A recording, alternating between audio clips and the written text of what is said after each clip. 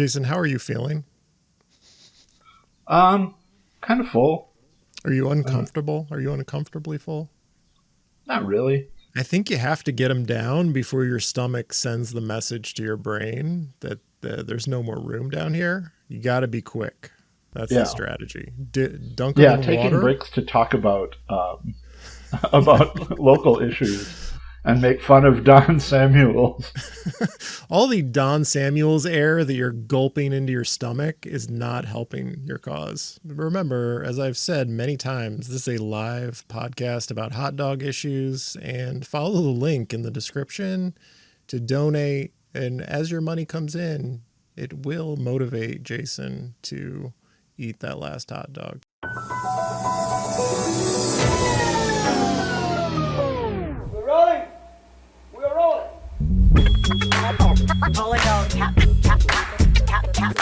This is a real thing. Real thing.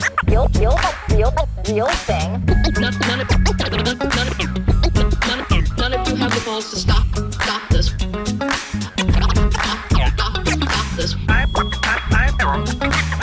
got plenty of time.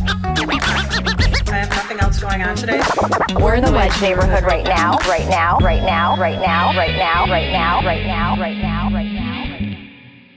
This is the Wedge Live podcast. I'm your host, John Edwards. I'm joined by Jason Garcia, Hot Dog Larry Jacobs. The best pundit in Minneapolis is Hot Dog Larry Jacobs, Jason Garcia. And Josh Martin, who's the second best pundit in Minneapolis, my personal Larry Jacobs. All of my nicknames are Larry Jacobs related. And before we begin, today's hot dog counter is sponsored by the North Star Art Club, who offer artistic experiences in a social setting for people of all ages. And in order to see the hot dog counter and to see Jason Garcia ingest a dozen hot dogs, you're going to have to go to youtube.com/Wedge Live, or just imagine it, because every time you hear a ding, I'm going to add a ding sound effect. Every time Jason completes one hot dog, you're going to hear a ding. Don't let it distract you from the serious political conversation we're having. We're going to talk about 61A, the race for Minnesota House in 61A.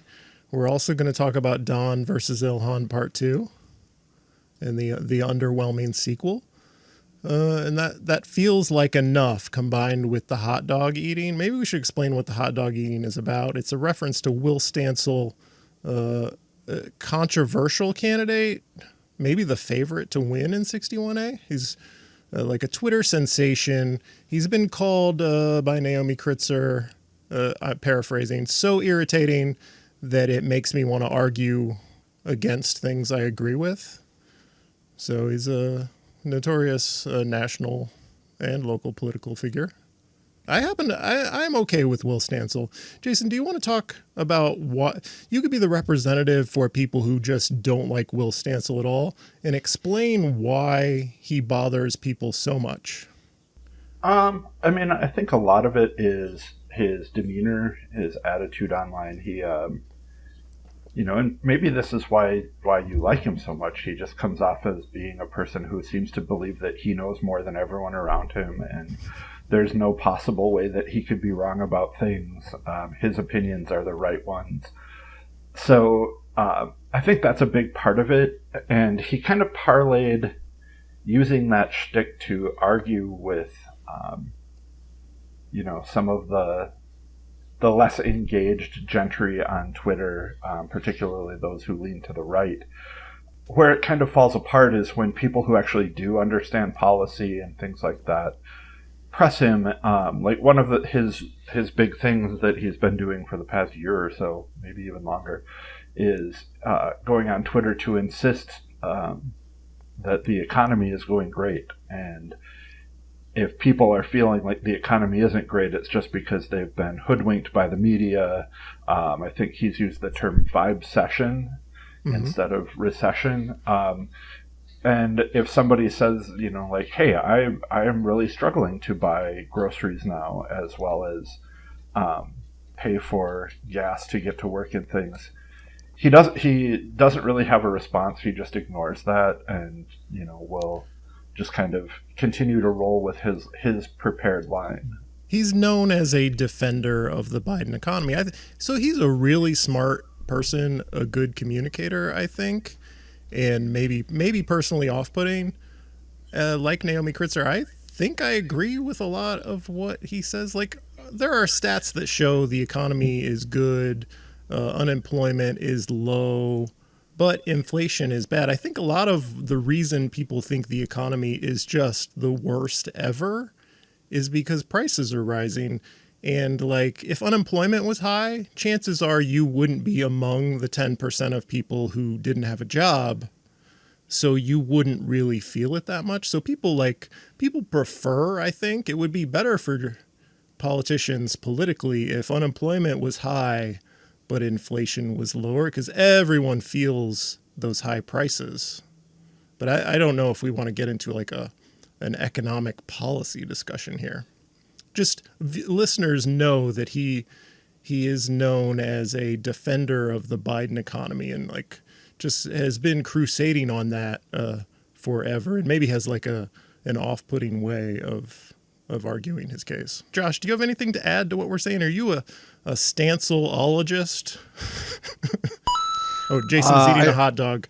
Jason is eating his first hot dog. That's important. Yep. I don't know that I'm a Stancil-ologist. I've been following the 61A race somewhat. Will Stancil seems to have consolidated the, we'll call it the Lisa Goodman wing of 61A, since Lisa Goodman herself the anti-progressive has lane is what I'm calling it. That has certainly been concerning to some people, and I think is why perhaps you described him as potentially the front runner. Is the theory is that Katie Jones and Isabel Rolfes will split the progressive vote, and because of that, Will Stancil will win, since there's no ranked choice voting. And that, I've certainly thought about that theory myself. It's very possible. The only thing I will say about that is, while that makes sense on paper, my experience has been that voters don't always think in those terms, or vote in those terms, or vote in what people who like really closely follow politics like us would view as logical. Right. People have a lot of idiosyncratic behaviors in their voting, and I think for a lot of voters who don't follow this as closely, I don't know that they necessarily see this as people in the progressive lane and the anti-progressive lane. I think to many people, they might view them as three progressive candidates. I don't know that framing's correct or incorrect, but I think that's how some people might view it. I mean, they're all saying very similar things, and I don't think there's a whole lot of difference ideologically in the way they would govern. I think there's a whole lot of difference in their various experiences, expertise, maybe their issue emphasis, personality, the way they would work and do the job practically. Also, I think people who vote in a legislative primary are pretty engaged. I understand what you're saying, Josh, about like who knows what people are thinking. And obviously, like, Will Stancil is not Scott Graham, the worst candidate we have maybe ever seen in Ward 7. So he's quite a bit younger, and who knows how people may just think these are three young people. What's the difference here? And just vote for some reason that wouldn't occur to us. So the fact that a lot of these voters are super engaged, I think, in a legislative primary. Like, if you go to Will Stancil's website and you see Lisa Goodman and Tom Hoke, like, that's a huge cue to people on both sides. Yes. Like, if you may disregard Will Stancil's issue page, but if you see Lisa Goodman and Tom Hoke, you're either like, this is the guy for me, or you're like, no, never, not doing it. Let me see what the other candidates have to say. So I do think it's a huge advantage for Stancil to have kind of cornered that anti-progressive lane and have the other candidates kind of competing for what's left over. But obviously it's not going to break that easily. Some of them are going to like Stancil's probably got some lefties supporting him. They like him for one reason or another. Should we talk about the other candidates? I am personally supporting Katie Jones. I've known her for a decade and appreciate all the work she's done for this community. Just tireless, relentless. I have so much respect for what she's done, advocating for safer streets, transit, more park space, any committee you can imagine, any advisory committee you can imagine she has served on. Spends a lot of time advocating for housing policy, like so much stuff. She would be great at the job. I feel very strongly about this endorsement. Does anyone else have endorsements to make? Jason, you're eating a hot dog. How many hot dogs have you consumed at this point? I'm on my last bite of hot dog number 2, John. Would it be possible for you to give your endorsement while chewing on No, hot I dog don't number think 2? anybody wants that. But I actually did take advantage of early voting, and I cast my vote for Isabel. I totally agree with you on the merits of Katie Jones. I've been fortunate enough to meet her as well, and I think that she is a really good person and an interesting candidate for this position. But one of the things that means a lot to me personally is seeing young people, and especially young people of color, emerging in our local politics, and especially somebody with Isabel's experience working with so many people in the state legislature, looking at her endorsements and seeing endorsements from so many people who would be her coworkers. That carries a lot of weight with me. The first time that I met Isabel, I pressed her pretty strongly on her policy around how she would help people who are unhoused and dealing with the housing crisis here in the Twin Cities. And, it was a good conversation, and I'm glad that I was able to talk to her about it and hear her thoughts and see how she wants to engage with the affected communities to develop legislation to help push money into helping people who are dealing with being unhoused due to our rising rents and the continued housing crisis here in Minneapolis. Okay, back to the hot dogs for you. I can't stop seeing Will Stancil on YouTube. I've been watching MSNBC a ton, and it's just like ad after ad for Will Stancil. I watch on YouTube TV, so he's got a ton of money. He's leveraged his national Twitter following to just blow the other candidates away on money. Somebody is apparently at my door, but I'm going to ignore it. Maybe it's one of the 61A candidates trying to get your support. It could be. Yeah, you should answer it. Maybe it's Will. Not bringing Will Stancil into my apartment. Jason, how much money have we raised? Because we forgot to say, this is a fundraiser. Not only are we sponsored by the North Star Art Club, who offer artistic experiences in a social setting for people of all ages, but we are raising money for a fabulous organization that provides meals to the community. Yeah. So the last time that I checked, right before we went on the air, we had raised about $930, which goes toward the Community Meal Fund at the Indigenous Food Lab, which is located in the Midtown Global Market on Lake Street. And the people who are unhoused can stop in and get a free meal there during the standard operating hours. There are no questions asked. On days like they've been the past few weeks when it's super hot outside, really difficult to be outside with no shelter, being able to come inside and have a good meal and a cold drink really goes a long way for helping people out. So happy to be helping to raise money to cover that. We're at $900. Keep in mind, this is a live podcast about wedge issues, so donate throughout the episode to keep Jason eating. Jason will be monitoring the donations as they come in.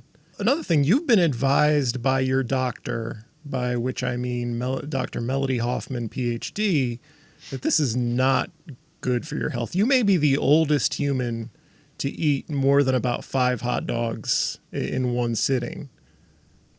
Yeah, I mean, it could very well be. At 750 years old, there are a lot of people, who were born in the 1300s that never experienced a hot dog, much less some sort of challenge to eat as many of them as possible. But yes, I believe Melody's exact words were, "That's not a good idea," and choose life, not hot dogs.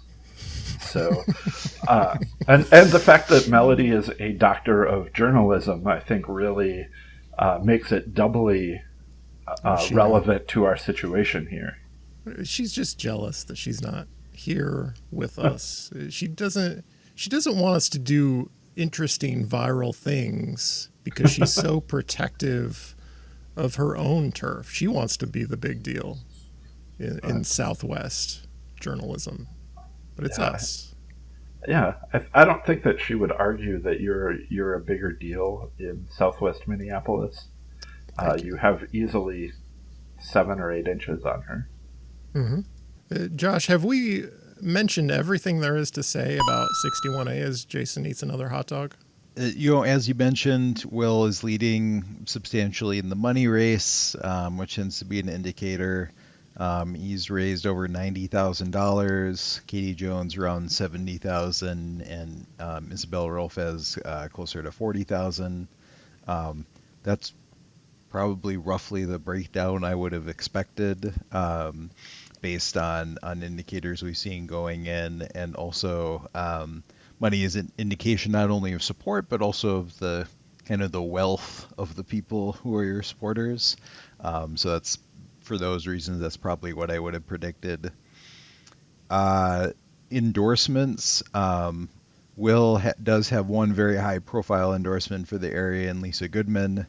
Other than that, his endorsements are a little lacking compared to the other candidates. They're very interesting. They all there are people who retired from public office in the 70s, at least one, and there's some in the 80s and 90s.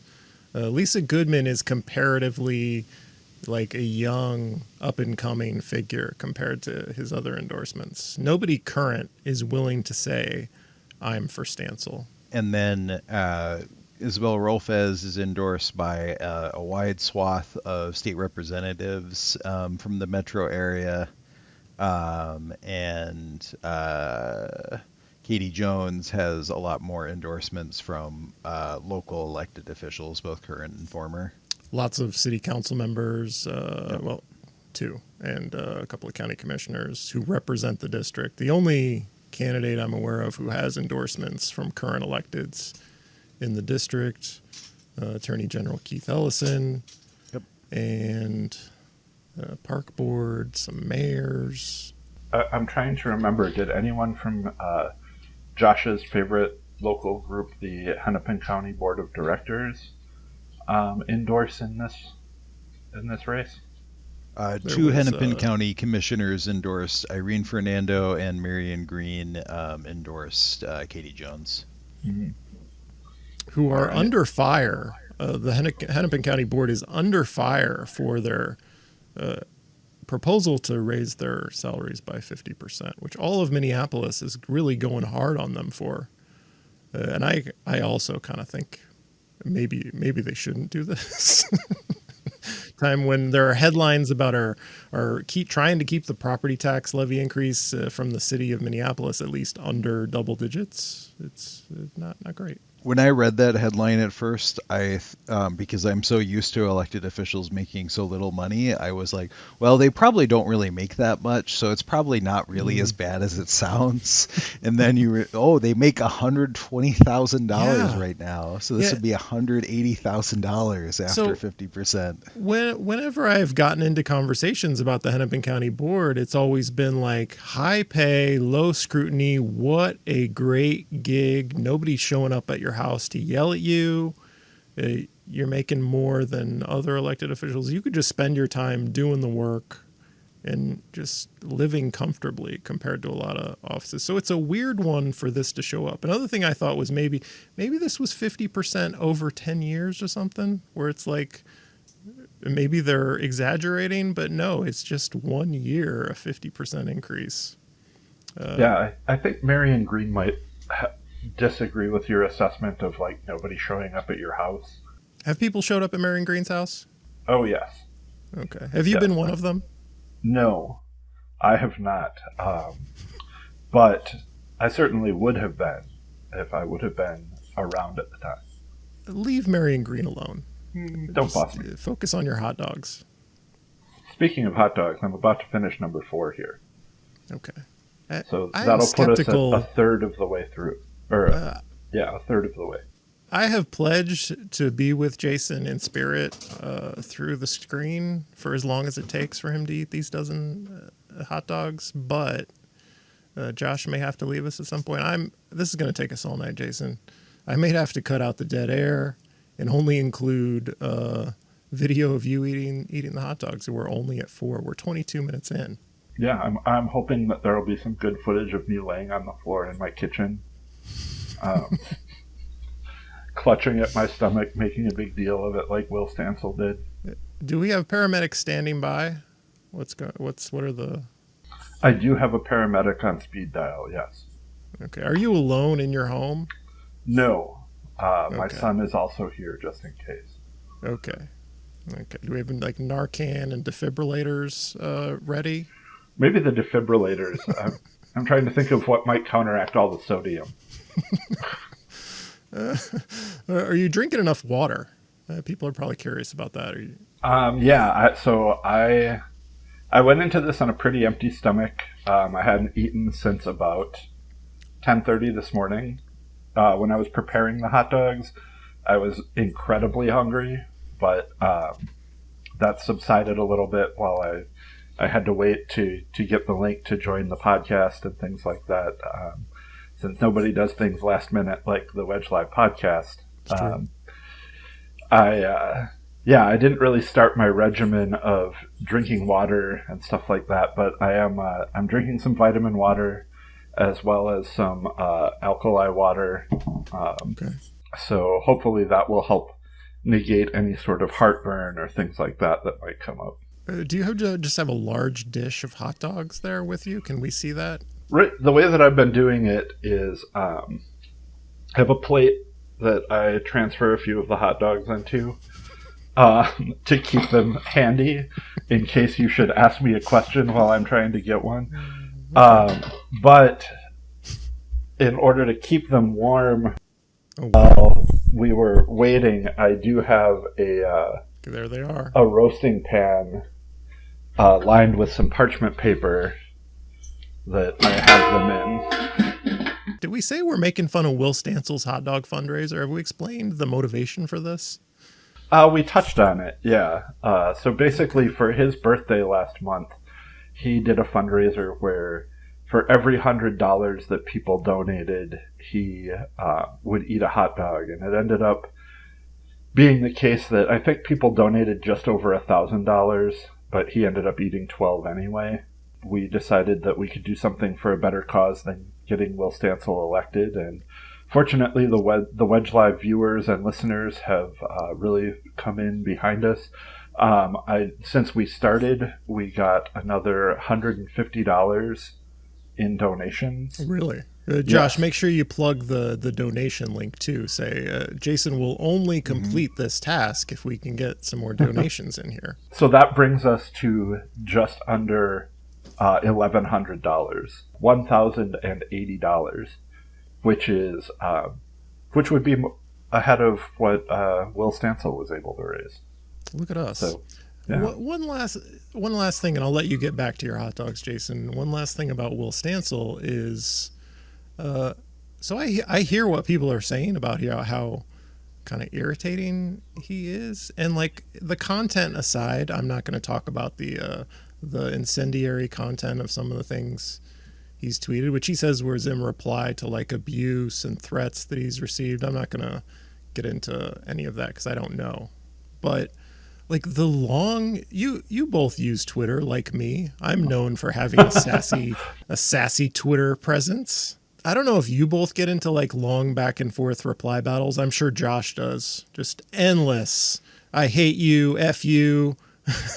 Josh just keeps sharing longer and more profane Google Docs with people.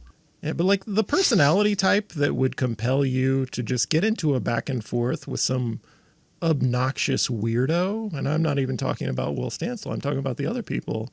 It's like, you're allowed to not reply. You've got, I think, like close to 90,000 followers, Will Stancil does. Like, I don't know that it's productive to get into these Twitter fights. Like, do your tweets, and if somebody doesn't like it, you don't have to engage endlessly with that person. It just seems like there's something going on, Jason, like what you said earlier, where just like there's a burning need to get the last word, just so sure of his own positions that he's correct and just thinks he can prove it with one more tweet. And I don't know if that is going to accomplish what he has said in some of his conversation with me on the Wedge Live podcast and the candidate forum about like he's tired of the factionalism and the arguing that we've had. And I'm sure he's not like this in person, but like there's something about that personality type that draws him into these endless like battles in the replies that is maybe not conducive to putting an end to the factionalism that he's been decrying. I mean, I think that's right. And I think, especially when you look at the history of people, who have been in elected office that get into these sort of protracted things from around the Twin Cities, or people who maybe aren't currently elected but are trying to become elected or have a close proximity to elected people. I certainly think of Joe Radinovich and some of the long diatribes and tirades he's gone on and back and forth with people. But it also brings to mind Don Samuels trying to be flippant and, kind of speaking out on Twitter in ways that aren't very measured or thoughtful and don't necessarily play well with the electorate. Okay, nice segue into Don Samuels. We're here for Don versus Ilhan Part 2. The Don Samuels campaign has released new yard signs that say Don versus Ilhan on them, and I think maybe it's motivated by a sense that they're not getting traction this time around. It's been kind of a lackluster effort in 2024 compared to 2022, and just we need to remind people who might not be DFL voters that they hate Ilhan and they need to show up at the primary to vote against her. And whether you know about this Don character or not, he is the anti-Ilhan, and that's really all you need to know. Josh, are there any what's going on in the race for U.S. Congress in the 5th Congressional District, which is mostly Minneapolis? Yes, so the 5th Congressional District include primarily Minneapolis and also some of the first-string suburbs. We ultimately won't know until Election Day, but the way it's going so far, it doesn't seem to be as close a race this time. The Ilhan Omar campaign seems to be taking the election much more seriously this time. A lot of organizing and fundraising efforts there. They have brought in some big names to assist. Bernie Sanders was here over the weekend to help motivate volunteers for Ilhan. And also in the endorsements race, last time, in addition to his slate of former Minnesota DFL elected officials, which he got made fun of a lot for, Don Samuels did actually have some current electeds endorse him last time, including a lot of mayors from around the 5th Congressional District, some legislators. They're not endorsing him this time. Don Samuels doesn't even have an endorsements page this time, I assume because it would be embarrassing. But as far as I can tell, he's been endorsed by 2 unions, some former state reps, and Tim Peterson. That's about it. Tim Peterson. Josh is the only person who knows who has endorsed Don Samuels because Don Samuels won't tell anyone, and no one else cares enough to track it. So thank you, Josh Martin, for your service. I had not thought about how I think there was a press conference where he unveiled his slate of mayoral endorsements last time, right? And it's just, it was a big deal. Like Jacob Fry endorsed him, a bunch of other mayors from around the area. None of those people endorsing him this time. He's really flagging. And internal polls, take with a grain of salt, but that Ilhan poll showing her up by how much? Like 30 or something? Yeah, wasn't that like 65 to 30 or something like that? It was pretty big, and I think it's probably closer to correct than not. And you generally want to discount internal somewhat, but yeah, that's a tremendous lead. And Don Samuels, in their emails, they put out some internal polls of their own, and even their internal polls have him down by less. I think they have him. It's hard to tell because they didn't show numbers; they just showed a graph, but it looked like in the ballpark of down by 5 to me. That's a pretty big disparity. But I guess if you're down that much, you're gonna want to massage the numbers a bit. Yeah, 5 is the limit to not demoralizing your supporters. Let's talk about the issues. He has had a very backward-looking campaign. It was in 2022. It felt more like current events to be running on 2020, and whether you're thinking MPD is a disaster and we need to move on and find something different, or you're thinking crime is out of control. Oh my God, get the staffing up ASAP, do whatever it takes. It felt like a current issue. He is so focused on Ilhan as a main driver of what happened in Minneapolis in 2020. And she's not in the chain of command. She is not our strong mayor. She is she's a legislator at the federal level, very far removed. And to continue making it about question 2, it kind of gives everyone who supported question 2, and it wasn't all abolitionists, it wasn't all defunders who voted for question 2. You could be a very middle of the road. I want some alternatives here. MPD isn't working out. We need to fix our public safety system and do something different. Don Samuels, by looking backward and attacking that, is telling those people, if you supported question 2, I'm not for you. I'm really pissed about that, and anyone who supported it wants to burn the city down. Focusing on the abandoned car in his neighbor's yard, that was an answer he gave. That's not Ilhan. She's not the strong mayor. He's running for mayor of Minneapolis. He's looking back. He's not running a good campaign. Josh, what do you think the issues are aside from resentment and focus on the past? What else is he running on? Earlier in the campaign, he focused a lot more on the conflict in Gaza, and kind of pounced on that as what he perceived as a weakness for Ilhan. Now, since that time, the conflict and public opinion of that has shifted a little bit. So now Don Samuels tends not to talk about that as much, because it seems, if anything, that issue benefits Ilhan Omar now, particularly in the 5th District. Yeah. It turns out in one of the most progressive places in the United States, war crimes, genocide is not popular. Hard to believe, isn't it? You brought up earlier his new lawn signs that are very, Don versus Ilhan.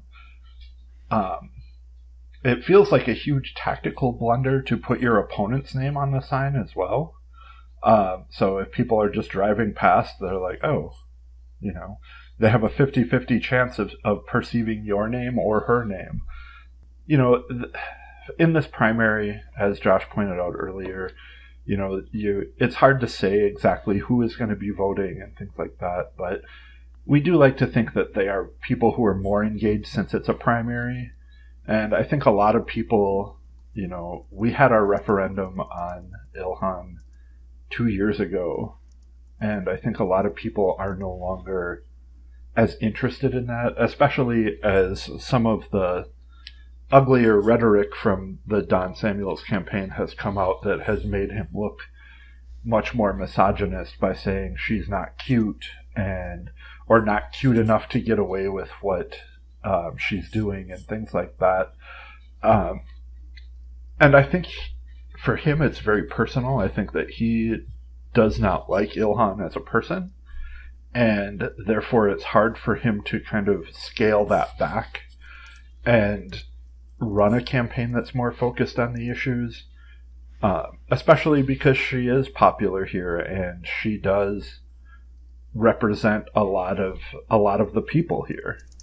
It's just his list of grievances are more appropriate for running a city campaign. It is so much misplaced resentment on her. I mean, I guess he's already been a city council member. He already tried to run for mayor. Maybe he's not going back again. Seems very misplaced. On the not cute enough stuff, I think about this a lot because it keeps coming up and his answers keep getting worse. Very rambly, bad answer to the Minnesota Daily about explaining that. And my explanation is he's not saying she's not cute enough. He is saying that's all she is. All she is a very attractive, glamorous, well-dressed person. And she lets all the other stuff fall to the wayside. It's like the flip side of the sexism that denigrates women for not being attractive enough is the kind that says, no, she's so attractive and that's all she is and has nothing else to offer. That was what he meant by she's not cute enough or well-dressed enough to drop the ball and be bad at her job, I think. Not really a defense of Don Samuels, just an analysis of what he was trying to say. Yeah, and as we all know, what's a really great quality in a candidate that's running to represent you at a national level is being unable to express yourself to such a degree that you end up saying things like that in the course of a campaign.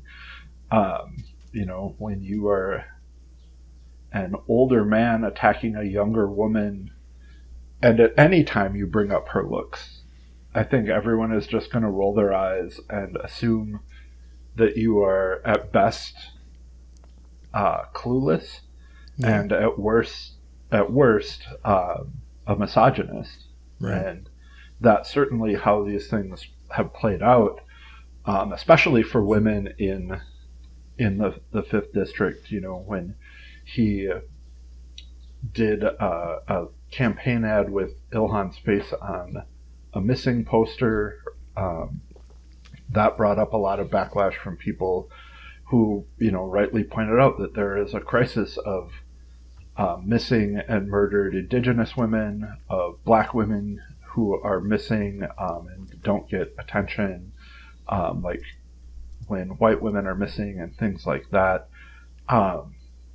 It just feels like he is trying so hard to be vindictive and play some sort of macho card that he just comes off tone deaf and flat-footed and not able to adjust to the political realities. And that also plays into your analysis that he's running a race for mayor or city council because that's what he knows, that's what he's falling back on, is running these city-based campaigns rather than addressing what you would want to talk about for Congress. And he was not a good city council member. We're talking about what is it, Josh? 15 years ago he was on the city council? He was weakening police accountability measures before it was cool. If anyone represents the problem with how we've handled public safety in Minneapolis over the generations, it is Don Samuels. Knee-jerk, rah-rah, go MPD stuff has not served us well. And if you want to bring it back, run for city council again. Don Samuels was on city council from 2003 to 2013. Okay. He was also on the school board from 2015 to 2019. Maybe, I think, Anton Melton Mux. Do I have that correct? Was it Anton or Anton? Does anyone know? I believe it was Anton Melton Mew. Right. And I think the X had a pronunciation of some kind. It wasn't like a totally silent French thing. But we're sorry, Anton. I think that's the style of candidate you need to run. Somebody who is fresh and new. Because and he had such saying, a successful run. Is that what you're saying? It wasn't successful, but I think I just feel like Well, it'd be less I think unpleasant for me to watch. There is an argument that perhaps, because there's so many, there's a lot of people in CD5. I think we're learning from the past several campaigns. There's a sizable number of people in CD5 who are just anti-Ilhan voters. So there's potentially an argument that a better strategy would be to run someone like Anton, who's a blank slate and is just a receptacle for the anti-Ilhan votes, rather than someone who has the baggage that Don Samuels has. I think the problem is you can't get anyone who's actually progressive to do it because those people are concerned about crossing like the establishment, like the progressive DFL establishment. I don't want to make people mad. I'll just wait for something else. And so you're left with the haters who are willing to take her on. And it's just very unpleasant and not successful. I mean, what's the saying? They're not sending their best and their brightest. They are not sending their best. In Minneapolis, this is our fourth election cycle in a row that people are trying to make about 2020, and I feel like that messaging is just getting tuned out by so many people now. People made a lot of hay on that in previous elections, but the further we get from 2020 and the more that people are dealing with this election fatigue, I think that going back to that well repeatedly is just, diminishing returns for them. I want an energetic progressive to represent me in the U.S. House of Representatives because this is a very progressive place. We got plenty of centrists from centrist parts of the country, and that's fine. They get their style of representation. I don't want the fact that we had a really horrible police murder that kicked off a long and painful debate about public safety and police accountability to fool us into sending just a moderate who is just AIPAC doing AIPAC's bidding in Washington, D.C. I don't want it. Josh, how old is Don Samuels? 75. You would think that somebody with his record and his age would be looking for a retirement plan, not and I mean, maybe that's it. Maybe the goal is to get that sweet federal retirement fund. That is ageism, Jason. And one more thing I wanted. He's a tenth of my age. How could I possibly be ageist? I'm 750 years old. He's a mere 75. It's true. If anyone has the credibility to go after someone on age, it is Jason Garcia, who is too old to be eating all these hot dogs. One more thing I want to talk about Don Samuels about is his housing policy is surprisingly good and not terrible. He mentions wanting to incentivize the elimination of single-family zoning. He gives a shout out to his support for vibrant, walkable communities. He wants to give federal grants to cities to rezone to allow corner stores. Surprisingly, pro-urban agenda and not resentful at all. I was expecting a more senior caucus style set of issues on his website, but it's obviously written by someone who's done a fine job creating some reasonable issue pages. Probably touring to court some voters in CD5. If you had no idea who Don Samuels was and you just looked at his website, I think probably the only points of differentiation you would see would be on Israel, Gaza, and policing. Yeah, I'm tired of hearing about the two-state solution.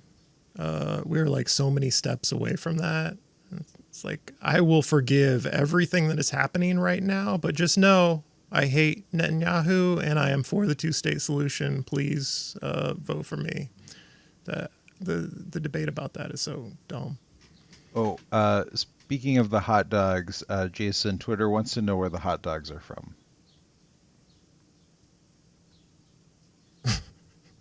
Twitter, you've interrupted Jason's hot dog eating with this question. They are Nathan's Famous that I purchased at Cub Foods. Ooh. How was your experience at Cub Foods? I am no longer a Cub Foods fan. I have just slowly lost any interest in venturing into that store. You've completely given over to the Germans. I know. Yes. No, it was fine. A reminder that the hot dog counter you see on your screen is sponsored by North Star Art Club, who offer artistic experiences in a social setting for people of all ages. And if you'd like to donate, as Jason continues to work their way through these hot dogs, I'll put the link in the show description so you can donate. Keep in mind, this is a live show. Live podcast about wedge issues, and your donations make Jason eat more hot dogs. And we're stretching for time just so Jason can get through these hot dogs. Josh, what else is going on in the world of Minneapolis politics? The mayor came out and said his proposed 6.1% levy isn't going to be enough. And the new goal is to try to keep it under 10%. 4 more hot dogs to go. A lot of commercial property is being valued less, especially downtown office buildings, because, well, with the whole pandemic thing that happened, a lot of people got used to working from home and are like, oh, this is actually nice. And a lot of offices are switching more towards not necessarily as a fully remote structure, but at least hybrid. And because of that, downtown office space is becoming less valuable. And that needs to be made up from somewhere. And I believe residential property values in Minneapolis actually went down too, but not by as much as commercial property, which was primarily driven by the cratering value of downtown office buildings. So what that means is that if there is a large increase in the levy, or an increase in the levy, more of that burden will be felt by homeowners. So that's certainly going to make the debate over the levy amount and the budget even more contentious than usual, because it's going to be hitting people's pocketbooks. So I'd expect that will be a frequent talking point by the mayor and the council as to why certain budget priorities should or should not be funded. And the mayor could go back to his plan of chastising the work from home crowd about their nasty cat blankets. So when JD Vance came out and is like bashing cat ladies because he like hates single women, I guess. Right. I was reminded of the mayor's cat I definitely remember comment. that too. Yeah, I think he can't make the cat jokes anymore, not just because of how poorly they went for him last time, but because now he'd be associated with JD Vance if he did that, which would probably not be good. Yeah. Jacob Fry was chastising all cat people, not just the cat ladies, the cat dudes. Yeah, he was really against anyone who was at home diddling on their computer. Yeah, that's right. anyone diddling on the computer, which I think is we're all on a reference to Will podcast right Stancil. now. We're all diddling on our computers. It's true. Jason is diddling his hot dog. Josh, I'm relying on you for topic ideas here as Jason sure. continues to work through. ShotSpotter was discussed just today. I didn't have a chance to watch that yet. What are the highlights? So they did receive a presentation on ShotSpotter. It was roughly $1 million was the amount of the contract increase. About half of that was for an extension through March 21st, 2027, and the rest was to expand coverage to more areas of the city, including the Wedge. The Wedge is getting ShotSpotter. We're getting gunshot detection microphones in the Wedge. Well, maybe. So the committee ended up postponing the contract amendment to the August 19th AO meeting. Did they discuss it at all? They did discuss it a fair amount. My guess is it's still gonna pass, but I think they want some more discussion about like what the long-term plan is and what the plan is for conducting an investigation of ShotSpotter to see whether it's effective. Yeah. A lot of cities have come to the conclusion that it sends cops on like wild goose chases, and like we showed up to where the gunshots are supposed to have happened. No one is here. We find no shell casings. No one needs help. Maybe some Yahoo just shot his gun off into the air. That's a very large proportion of the incidents. And then you hear from, I think, Brian O'Hara and like other police have said, well, it saves lives because sometimes nobody called the police. We show up to the location and there's a victim who's been shot in need of our assistance. That's the flavor of the debate. One question I have is like gunshots are becoming so much more prevalent that how do we even have the capacity to respond to all the gunshots? Is it a drain on resources? Does it become even less effective in the era of gunshots everywhere all the time? It's part of a cycle of, by saying like, look at how many more gunshots we're responding to. We need more people. We need more money. And then adding in ShotSpotter to say like, no, look, there really are this many more, so we need even more resources and things like that. It just becomes a cycle of spending more because you know, even if you're showing up places and not finding anything, you're still saying we responded to a gunshot, right? When it may not have been. I think it's the sort of self-fulfilling prophecy that people who really want to spend money on policing love, because it gives them sometimes fictitious data points to point to and say, well, look at we're getting all of these ShotSpotter reports, so clearly it's chaos here and there's all this gun violence. I've been tracking the crime statistics in like various neighborhoods and precincts, police precincts in the city. And one thing that stands out to me is the 5th police precinct. The number of robberies has tripled since 2019.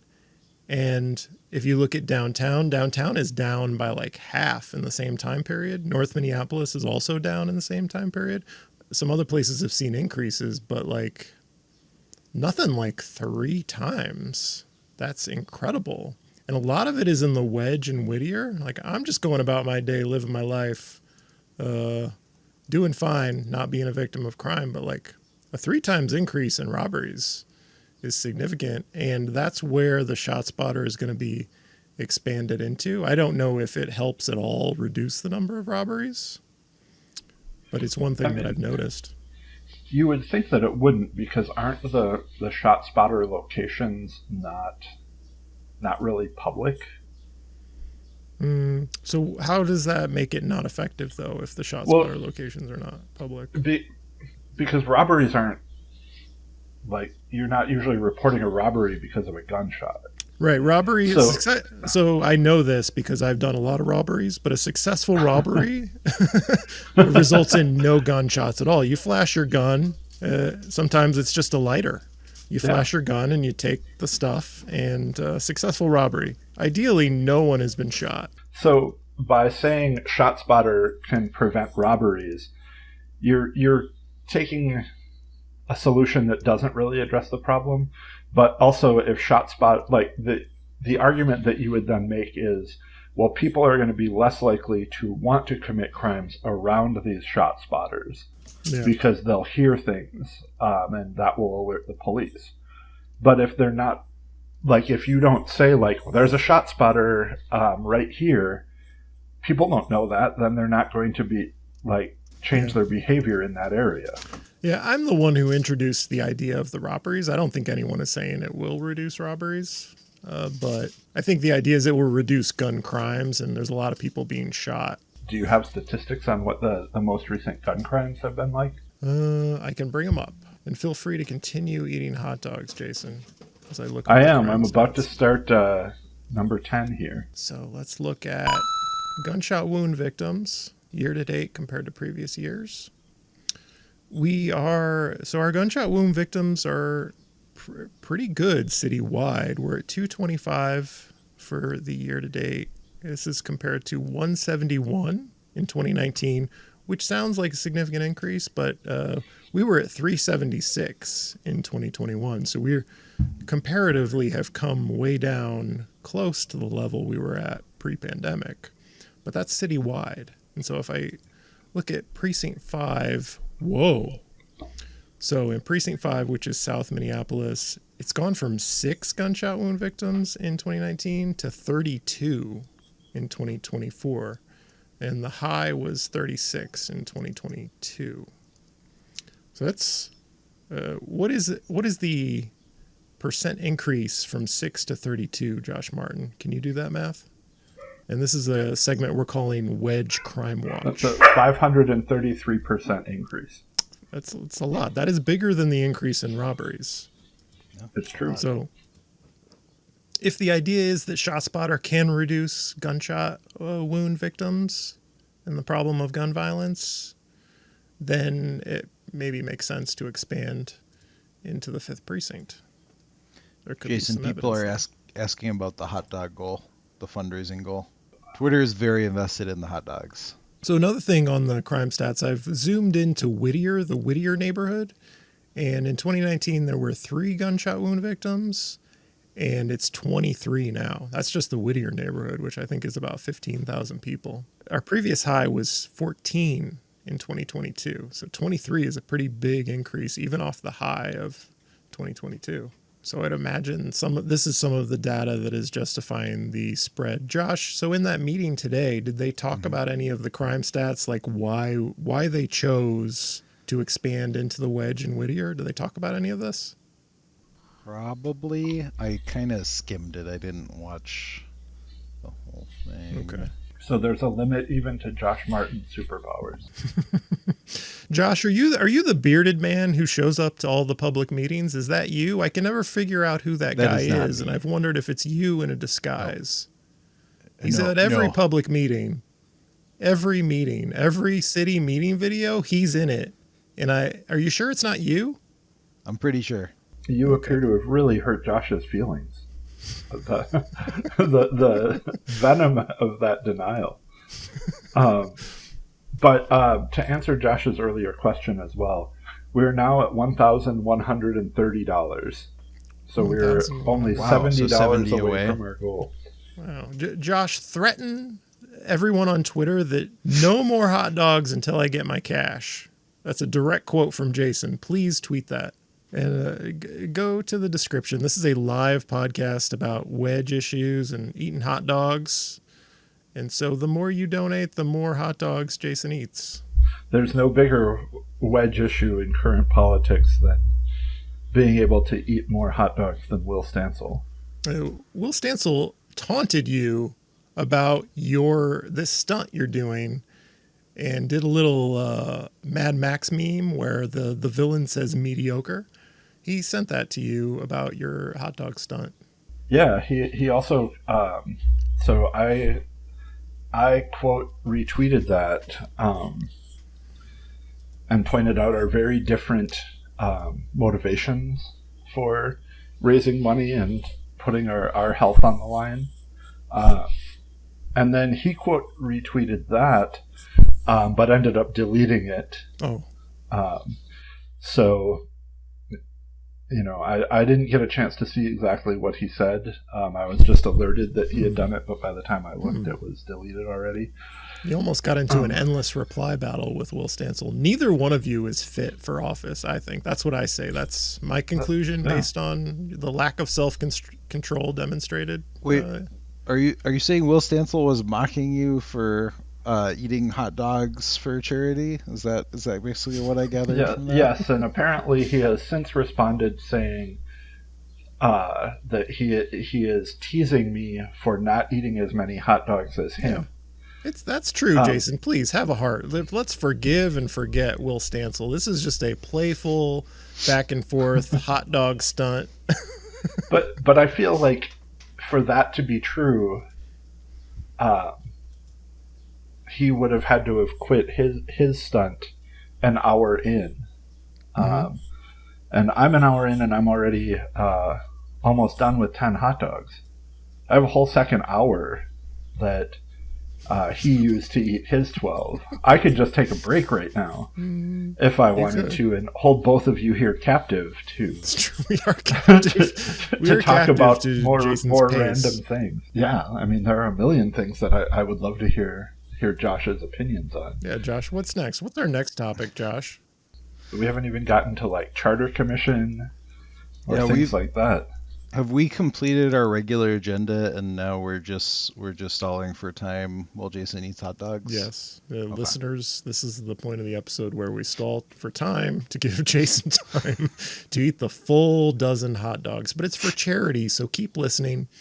We could talk about the St. Paul attempt to move from odd year city elections to even year city elections. I thought you had a fascinating thread on that, Josh Martin. Is it possible? Can they do it? Are they breaking the rules, doing something they can't do by putting this thing on the ballot? It's an interesting question. Like, I wonder if their city attorney will step in and say, sorry, guys, this is just like legally and practically not a thing we can accomplish. So it's invalid. Can they do that? There are some complications. There's nothing that makes it necessarily outright illegal. Like there's nothing in state law that says, you can't hold ranked choice voting elections in even years, or you can't hold municipal elections in even years. The issue is that it may not be feasible. So the big problem is that state law provides that a ballot needs to be on a single piece of paper. And it can be, a pretty long piece of paper. And it can be a two-sided piece of paper, but needs to be one piece of paper. So in Minneapolis, when we discussed the same issue, the concern from the Charter Commission was that we would not be able to physically fit all of the Minneapolis elections and all of the regular even year elections on one piece of paper. They have fewer elections in St. Paul, both because they hold their school board elections in odd years, which wouldn't be impacted by this because school board is separate from the city government, and because they don't have an elected park board, they don't have a BET, so it would only be city council and mayor that would need to be added to the ballot. So it might be a little more feasible for them to fit it. Ramsey County also has the capability to have longer ballots as well.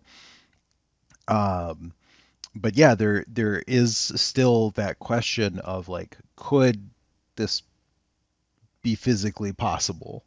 And that's certainly things they're looking into. I know City Council President Mitra Jalali said she's concerned that it might be functionally impossible, and they're looking at all their options, including legal avenues. So we'll see what happens.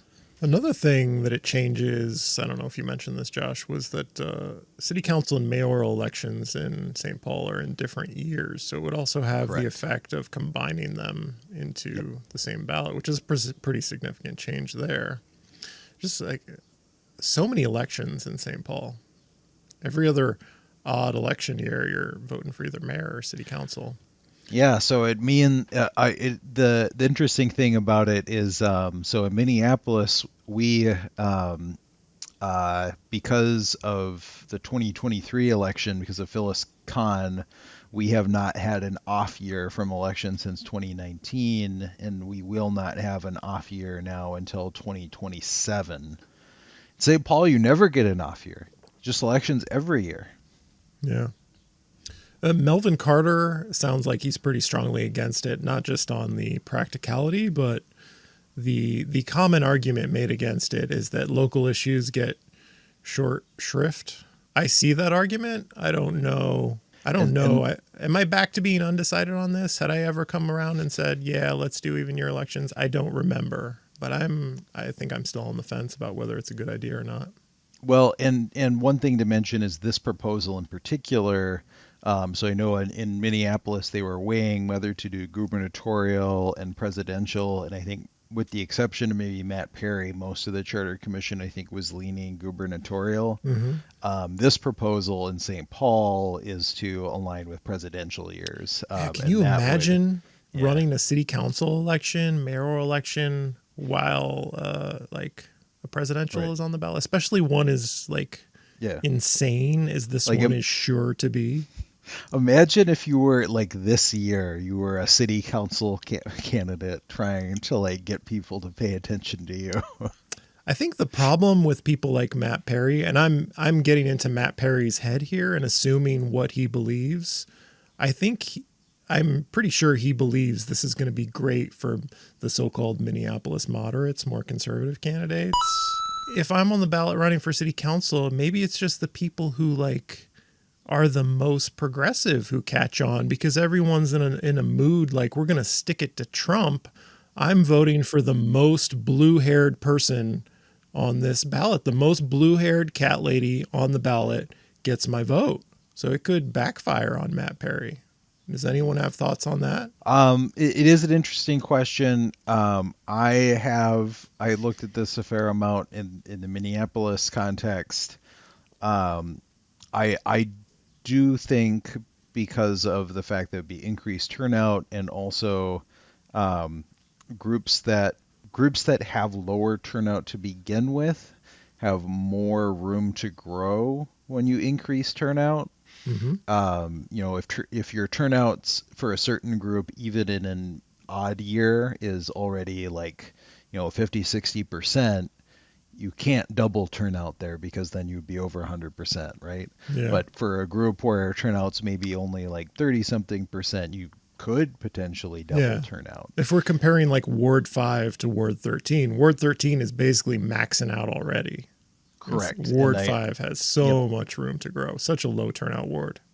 And I did specifically look at those examples, and if you look at, an even year versus an odd year, the ratio of Ward 13 votes to Ward 5 votes is still higher in the even years, but it's not as big a disparity as it is in the odd years. So if you have more non-white voters, more lower income voters, more renters, more young people voting, that potentially has the possibility to benefit more progressive candidates. I find that argument very compelling, but I also like having the space to talk about local politics. So sure. I don't know. Jason, I'm curious how you feel about this because I don't think we've had a chance to talk to you about this the many times that Josh and I have talked about it. One thing that I hear a lot of concern about from people further to the left is just not having the time. Yeah. By having these elections staggered as they are, it gives a lot of the people who are doing the volunteering, who are going out and knocking on the doors, who are phone banking and things like that, it gives them time to, commit to each separate candidate. If they're doing that and everyone is running at the same time, you have to pick and choose. Like, am I going to try to campaign more for, a national level Democrat or somebody on my city council, or somebody who is maybe running against Jacob Frey. And I think that is a real issue. The people and the time that they spend doing those things are not unlimited. And a lot of people sort of get into their rhythm where they know each year in the summer they're going to start phone banking, they're going to start knocking doors and things like that, as opposed to trying to accomplish all of that in a few months every couple of years. I think Matt Perry would say, oh, Jason, we need to think about the activists. What will the activists do when they can't volunteer on every campaign every year? Think about the activists. This is about democracy, Jason. More people voting is just inherently good. I agree with that in principle, but I do think that, again, maybe that would lift some of the election fatigue that people are seeing, that I hear about a lot when I talk to people that are just frustrated with every year since 2016. People have been told this is like an existential crisis election. You have to vote for various reasons. If it's not Donald Trump, it's Jacob Frey. If it's not Jacob Frey, it's Don Samuels and things like that. I personally could see the value in saying we're just going to have one election and everybody's going to be on the ballot. But I do think that leans toward favoring the people who have more money to purchase ads and things like that, as opposed to running on-the-ground campaigns. And as we see, oftentimes that favors the most conservative candidates in any race. Will Stancil is all over my MSNBC. All over it. Every ad on MSNBC is Will Stancil right now. I'm so sorry for you. If it was on the ballot this year in Minneapolis, which it's not going to be, how would you vote if it was like, we're moving it to the governor years? Whew, that's tough. Especially because my bigger problem with the election fatigue is the Phyllis Kahn rule. I would probably be in favor of it, though, because I understand that not everybody is wired to follow these things as often as the three of us are. So I think it probably would give people who don't spend as much of their time more of a voice in a lot of elections. I do tend to agree with Jason that one of the biggest concerns is volunteers and staff for campaigns. It's, I think, the most difficult problem to solve of a lot of the different issues. There are a limited number of people who have the time and interest to volunteer work on political campaigns, and there are a finite number of hours in the day. So we would need to figure out ways to adapt to that. Certainly, potentially would be ways to do that. Maybe more coordination between different campaigns, like a state rep and council member, like knock together, things like that. Although it does also occur to me that it may not be quite as bad as we think, because often some of the state elections aren't as competitive. I don't know. We'll see. Jason, how are you feeling? Kind of full. Are you uncomfortable? Are you uncomfortably full? Not really. I probably wouldn't have eaten this much ordinarily. Do ordinarily eat 12 hot dogs? No. This is more food than I normally consume in a day. In a day. Have you eaten it all before this time? Did you fast? Yeah, I had a kind of a late breakfast about, I think, 9:30 this morning. And then I had some fruit at about 10:30. Then I kind of took the rest of the day as an intermittent fast. But I was just checking the numbers, and since Josh's last command went out, we have received $60, so we are now $10 short of our goal. $10 short. So So we have that going for us. Remember, as I've said many times, this is a live podcast about hot dog issues, and follow the link in the description to donate. And as your money comes in, it will motivate Jason to eat that last hot dog. Yes. When did it stop being comfortable? When did it stop being fun? What hot dog number? I mean, fun is, it's still kind of amusing to me, I would say. You're still having a good time. But I would say I stopped being comfortable about halfway through hot dog 9. Okay. That's not bad. That's pretty impressive. I guess if I was doing some sort of competitive eating, I would probably be like dipping these in water. Now they're getting a little like crusty, which sucks some of the moisture out of my mouth and makes it a little bit less fun. I think you have to get them down before your stomach sends the message to your brain that there's no more room down here. You got to be quick. That's the strategy. Dunk them in taking water. breaks to talk about local issues and make fun of Don Samuels.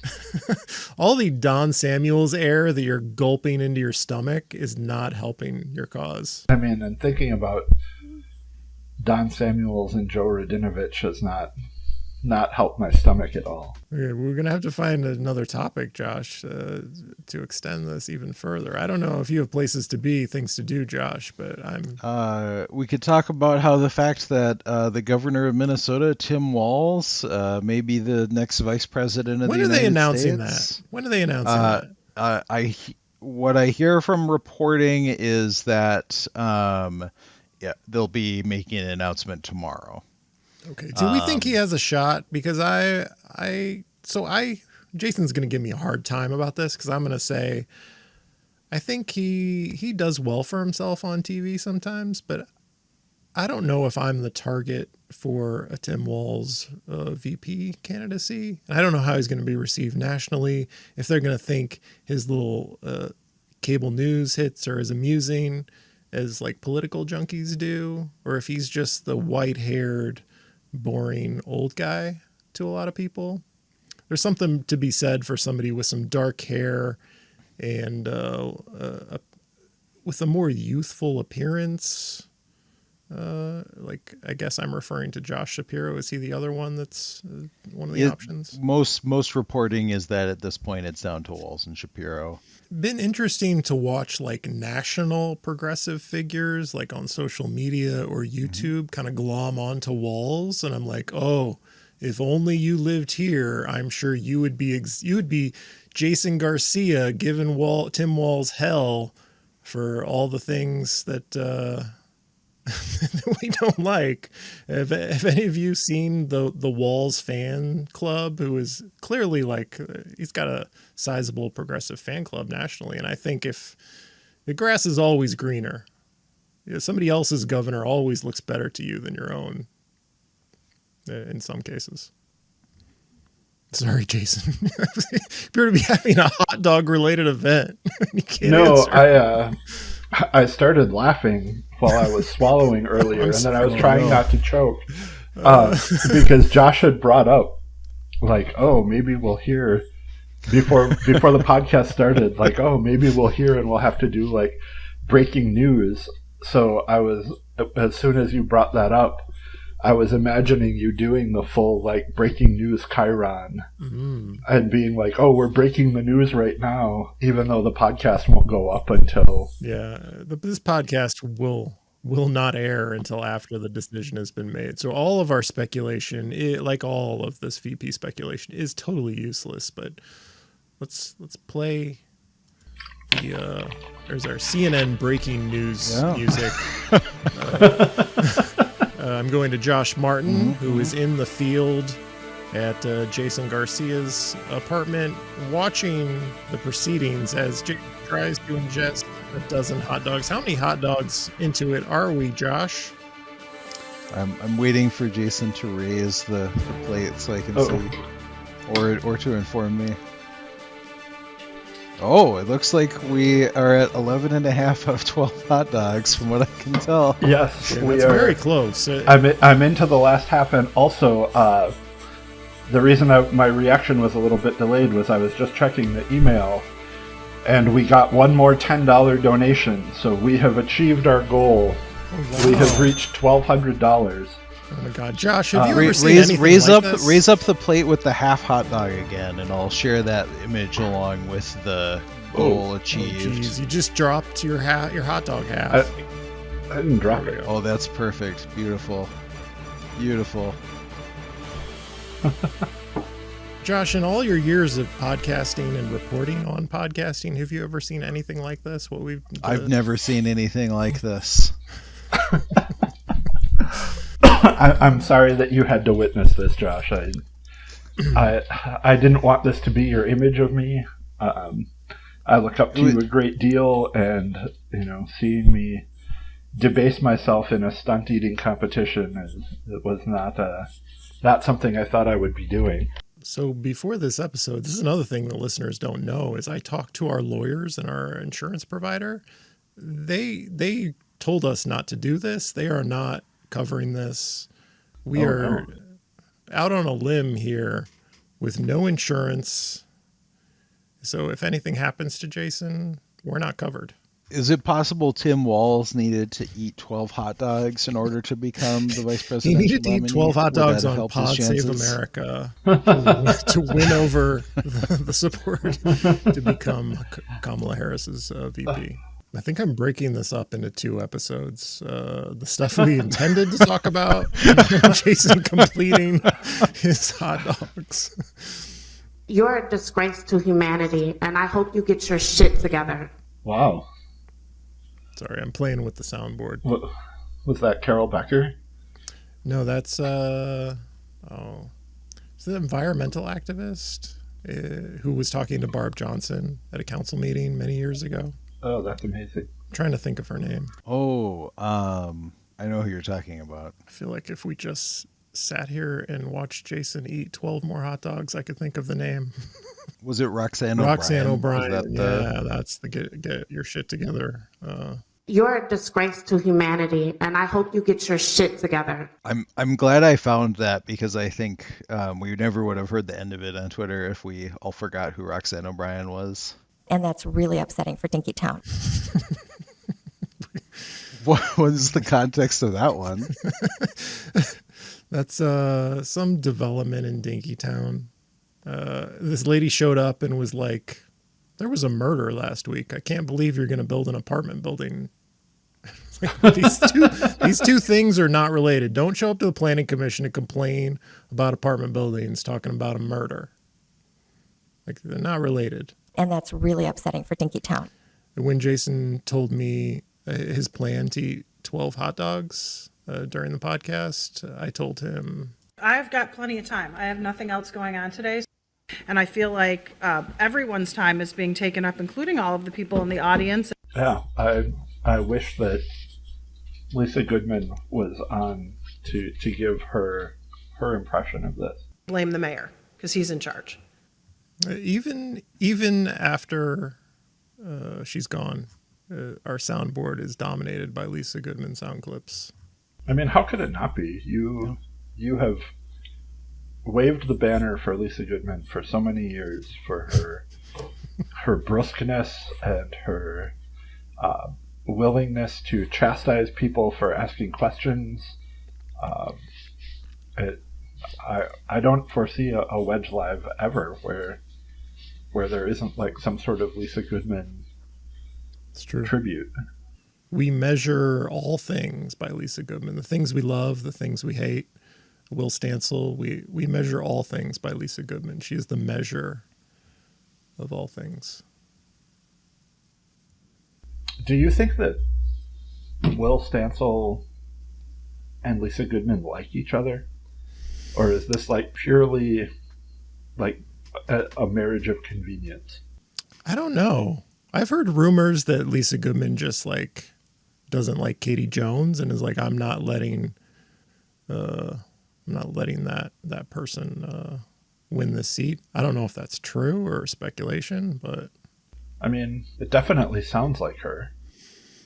And so many of Stancil's, one of those all of Minneapolis types, I forget who it was responding to one of Stancil's endorsements. I think it was like the Minneapolis Business Mag guy, like Adam Platt, I think is his name. Yeah. And it was like the most backhanded, holding my nose, at least he's not these far left lunatics kind of endorsement. And then somebody who's involved with the all of Minneapolis side of local politics was like, I'm loving all of these, I forget how he phrased it, basically like endorsements where you can tell the person doesn't really like Stancil, but is endorsing him because they hate the alternatives. Lisa Goodman gave him one of those endorsements too, although it wasn't quite as bad. It was like, we agree more than we disagree. Just making sure everyone knows they're not really on the same page. Yeah. And I mean, that makes sense. What I recall, the actual preferred candidate, a lot of those folks, was Dylan McMahon. Oh, should we do in memoriam? In memoriam. Dylan McMahon 61A campaign. Flamed out hard. What I noticed at the convention was not compelling when he gave his speech. And Will Stancil was like kind of appealing to his constituency, Dylan's constituency, so much better than McMahon was. And I don't even know if it was on purpose. Just like Stancil has this very like matter of fact, we need to get back to common sense kind of message that really resonated with them. Sure. And McMahon was not connecting at all. I just went back and was looking at old tweets from the convention. And if you recall, John, that was when you and Taylor were attending together, and you had... It's a good thing I was there. Yeah.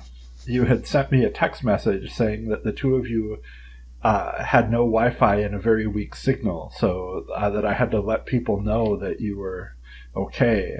And then I didn't hear anything for a while, so I started speculating that the convention had devolved into a Lord of the Flies scenario.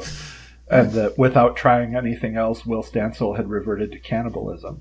Yeah, if Taylor and Wedge Live both go silent in a windowless room, you can only speculate that people are eating each other inside. And that's where Will's nickname, the Stannibal, came from. Stancil the cannibal. Have you finished cannibalizing the hot dogs? Technically, you're really dragging it out, Jason. Come on. Technically, it's only cannibalism if it is the same species, Josh. Well, yeah, but I had to make the joke. Yeah, fair enough. All right. Are you ready, John?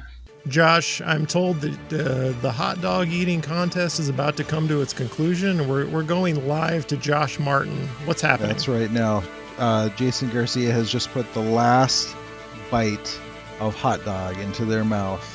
Jason is chewing, showing picture of a plate with nothing but a little bit of ketchup and some crumbs on it. Chewing continues. Chewing continues.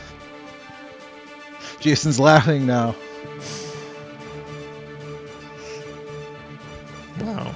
Still more Any chewing. Idea how long has this taken, Josh? Is this the longest podcast? It's possible. I think your instinct that we should break it up into 2 episodes was correct. Oh, Jason's drinking water now. All right. Jason has successfully eaten 12 hot dogs and raised $1,200 for a good cause. Wow. That's amazing. Wow. Thank you to sponsor of the Hot Dog Counter, the official Wedge Live podcast, Hot Dog Counter, the North Star Art Club, who offer artistic experiences in a social setting for people of all ages.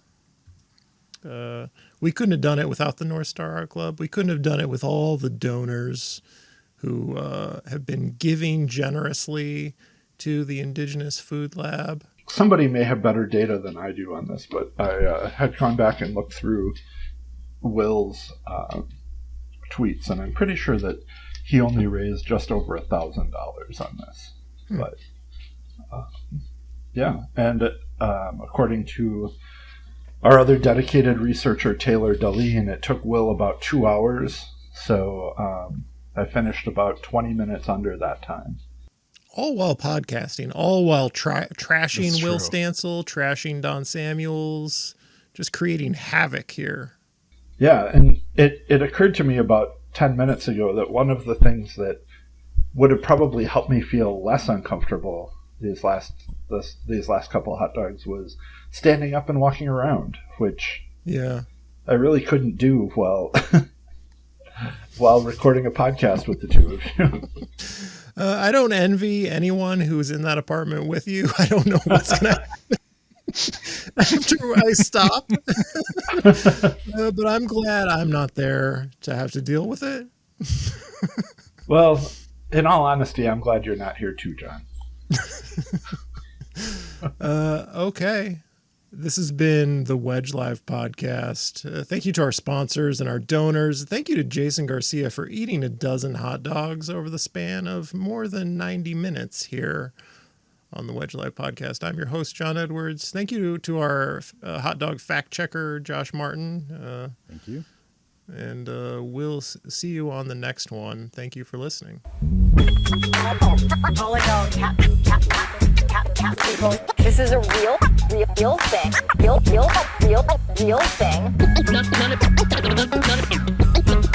None of you have the balls to stop this. Stop this. I've got plenty of time. I have nothing else going on today. We're in the Wedge neighborhood right now.